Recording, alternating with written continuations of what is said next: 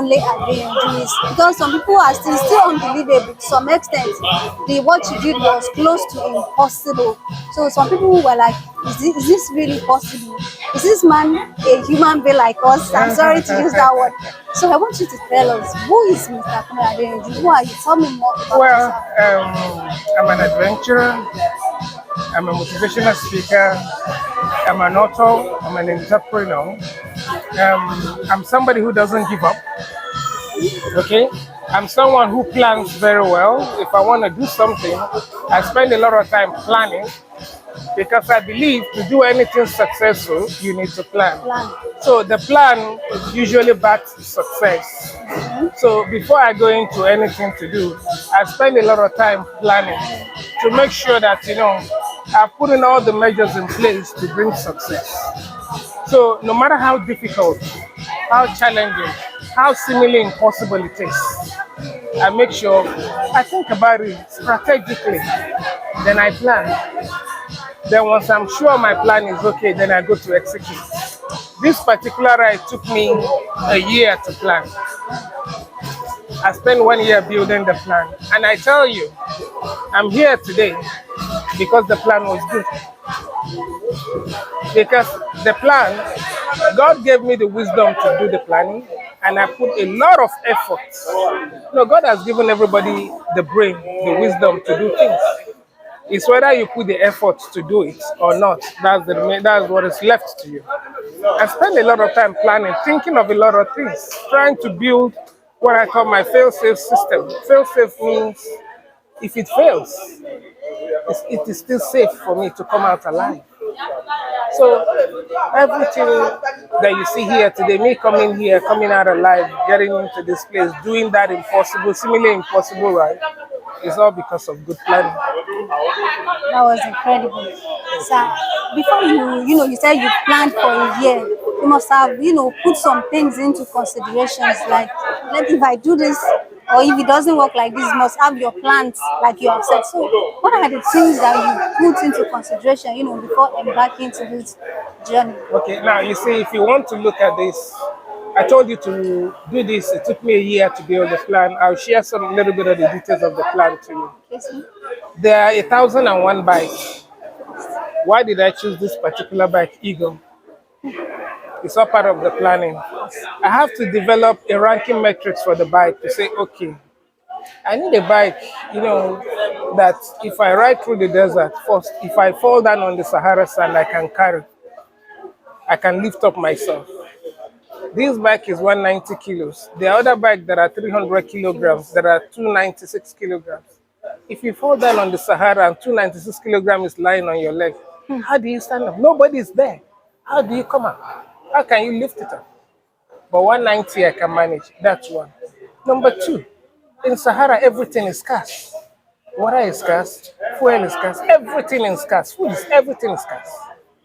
Now, I need to get a bike that can give me that endurance, that huge range. I'll give you an example.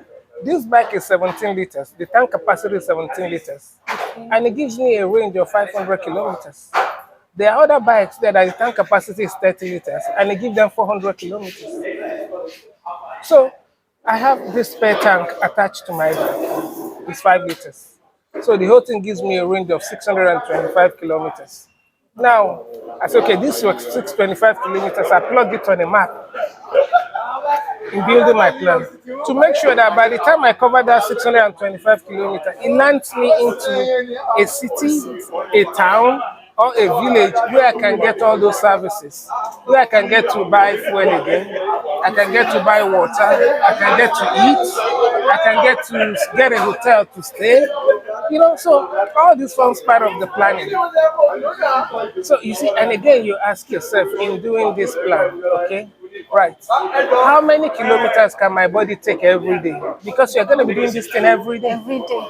If I do it today and do it till I'm tired before I stop, tomorrow I won't have enough time to recover in the night. I will be more tired. The following day, I will be more tired. By the fourth day, you may collapse. So first, you have to decide how many kilometers can my body take every day. So you need to find out. So I need to find that out. When I find out, okay, yes, my body can take 800 kilometers every day without problem, I'm still fresh. Okay, I reduce it to 750. So I plan I won't do more than 750 kilos every day.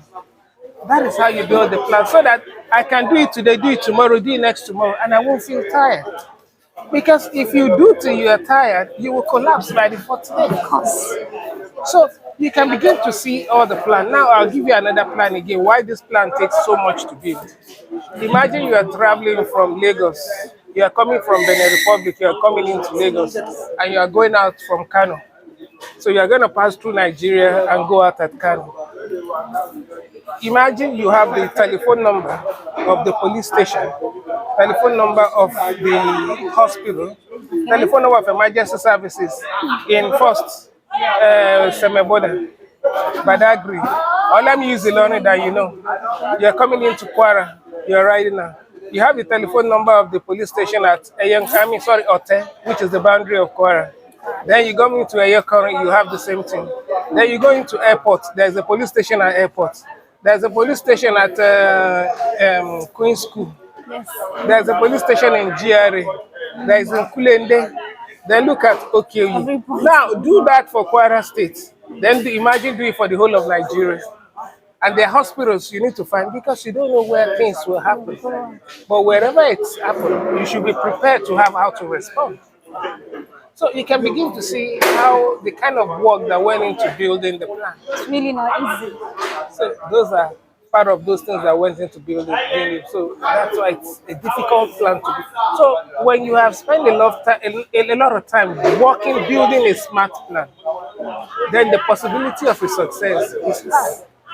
That's what happened. Sir, something must have prompted you, to embarking on this journey. You might have your reason. You can't just wake up someday and say, I want to do this. You must have your reason. What really prompted you? What was the driving force? You see, so for me to do this right, okay, it's something part of those things I call my bucket list. Okay. I call them before I die thing. Before I die, meaning those things I want to do before I go home to my maker.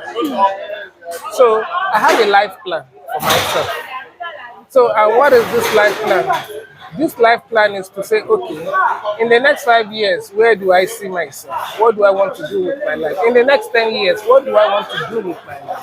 So I build a plan. So I've climbed Kilimanjaro twice. I've ridden bicycle from Lagos to Ghana and back. I've done all these things. It's because they are part of my life plan. Riding when I did the bicycle ride from Lagos to Ghana and back, it was tough. I did it. When I finished that 3 years ago, and I said to myself, what is that other challenge that I can do that is bigger than riding bicycle from Lagos to Ghana? Then I said, okay, let me do London to Lagos. That was 3 years ago.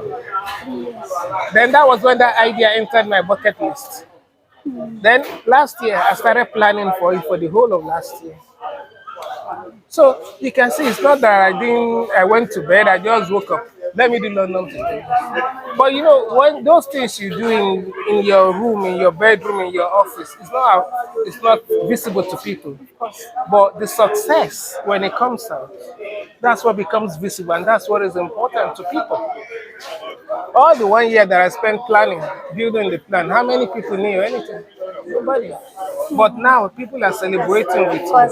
So it's to tell people that when you are working at building your plan, you are working in your cupboard, in your room, in your study, doing all those things. Continue to do it, don't worry.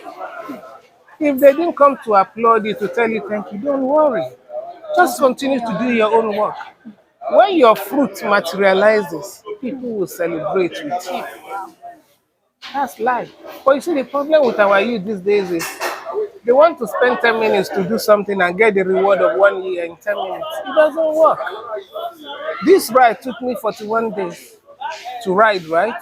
Actually, if not because of all the other work I was doing, like going to World Health Organization, going to Federal Ministry of Health of all those countries, meeting the Minister of Health, meeting with the Polio Plus volunteers, and going to the field for immunization. I could have done it in 2 weeks. I would have done it in my actual riding days was 14 days. But because of other work I was doing, it was so extended it. Now imagine just the ride of 14 days, and it took 365 days to plan. So can you see? But are we celebrating it today or not? Well, yeah. So when you are planning something, if it doesn't come in one day, don't worry. Continue to do your plan. Continue to work. Rome was not built in a day. Aliko Dangote didn't become the richest man in a day. So that's just it. Sir, during the course of your journey, you must have encountered some experiences. You must have faced a lot of challenges. So, what was that horrible thing that you look up to God? You said to yourself, "God, will I make it out?" Yeah, that was a sandstorm in the Sahara. Okay. I experienced two major sandstorms, one minor one. The most difficult of them lasted an hour 40 minutes, and then I thought I was gonna die. Actually, I was just like, okay, like just saying, I hope I can come out of this alive. But thank God I came out alive. But it was terrible, it was tough, it was painful, and I cried. So the sandstorm was really bad, and I cried. But it's okay to cry. What is not okay is to give up. You can cry, you can share the emotion, it feels okay, not a big deal. It's part of the story. But what is not part of the story is giving up. So when you're doing something and it becomes painful, it becomes tough, and you cry, it's okay. I can tell you, Aliko Dangote has cried several times in his bedroom. But do you see the cry? You don't. But what do you see? The success. I told you I cried. Did you see the cry? You didn't. But what can you see? The success. Celebration. The celebration. So it's okay to cry. Everybody cries. Share the emotion. It's okay. What is not okay is to quit. So they never quit. So I tell people they never quit at anything. No, So, 41 days journey, it's really not an easy thing for it's you. not. So, what I want you to tell me your greatest discoveries. I know you must have discovered some things, but the one that you see to yourself that this is the greatest one out of For my me, discoveries. for me, it's the discovery of the African people, the true story of the African people. And that's what I keep saying to everyone. Because I discovered Africa is a land of hospitality. This is contrary to what I read, that a lot of all these countries are red zones, like dangerous. Don't go there. The people are trying to kill you. If you find yourself there, you may end up dead, those things. But that's not what I found. I find the African people are really nice people. They are hospitable, they are friendly, they are warm, they are accommodating. And Africa is a land of diversity. That's what I found. On this ride, I covered 12,000 kilometers. Right. I did 3,100 kilometers in Europe. That's from London to the boundary of Europe. That's Algeciras. I did the other 9,000 kilometers in Africa. And that 9,000 kilometers took me through the cities, the towns, the villages, almost everywhere along that route. And I discovered everything along that route. The African people are nice. They are generous, they are accommodating, they are friendly, they are warm, they are really nice They're people. nice people. So what is being used to define Africa in the media, it's wrong. It's totally wrong. That is not the true story of the African people. And that is why I kept talking about think Africa. Think Think Africa. Africa. All of us, when we go out to places our vacation, think Africa because Africa is beautiful. It's a land of diversity. It's a land of interest. We go to all the Western countries, what do we see? Concrete. That's all. But come and meet people, meet the interaction with African people. That is rich. That is rewarding. That is my highest moment from this trip. The discovery of the true African story. So, upon successful completion of this journey, which I congratulate you for, do you have any plan, to embark or to do anything humanitarian that is unprecedented, within Yes. Africa? Well, within Africa, yes, no, but it's around the world. It covers Africa too. The next adventure I'm planning is I want to ride my bike from Lagos to Israel. Then Israel. from Israel, I'm gonna go to Tibet. Then from Tibet, I'll go to Mount Everest base camp. Then I plan to climb Mount Everest. So it covers around the world. So it's gonna go into Africa, Middle East, Asia. So I'm gonna be crossing three continents. And sorry, even Europe. Yeah, Yeah. so four continents. So that's my next plan for the next 2 years. So, what message do you have for Africans that that might have the plans, to come after you to do this kind of journey? If there It is is anyone. possible. My simple message to them, it is doable. It is possible. If I can do it, they can do it. I have two hands, two legs, one head, like everyone. So if I can do it, they can. All I'm gonna say is it is not easy. It's gonna be difficult. It's gonna be challenging, but is it possible? The answer is yes. And I encourage everybody to go out and do it because it will change your worldview. It will reward you. You will be a better person if you do. Thank you. Thank Thank you. you. I welcome you once again to Nigeria. I Thank welcome you you. once again to Kwara State and the entire Just Event Online. Really congratulate you Thank you. and we wish you more success, more strength in your future endeavors. Thank you. Thank you, sir. I really appreciate it. All